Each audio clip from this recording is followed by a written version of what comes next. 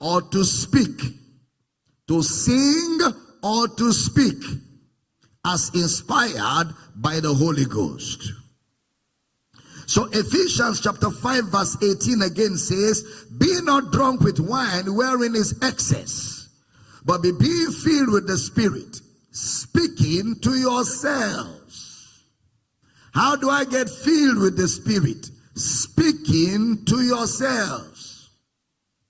If I want to maintain the glow of the Spirit, if I want to maintain the fire of the Spirit, how do I do that? Speaking to yourselves. It's got to be a lifestyle. Every time we gather, speaking to yourselves. Even when we're not there, you speak utterance in psalms and hymns and spiritual songs, singing and making melody in your heart to the Lord. Singing and making melody in your heart to the Lord. The same thing is said to the church in in Ephesus. He repeated it to the church in Colossians.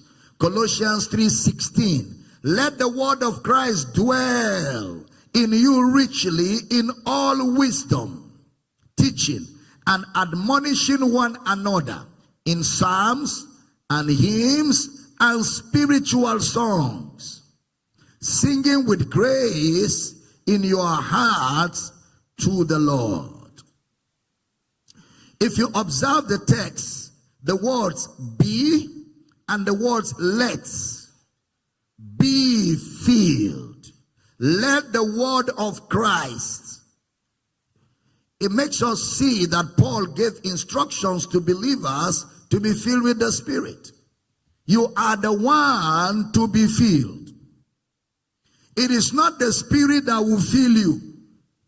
You are the one to be filled with the Spirit. You don't wait for the Spirit to fill you. Let the word of Christ means it is in your hand to let it fill you up.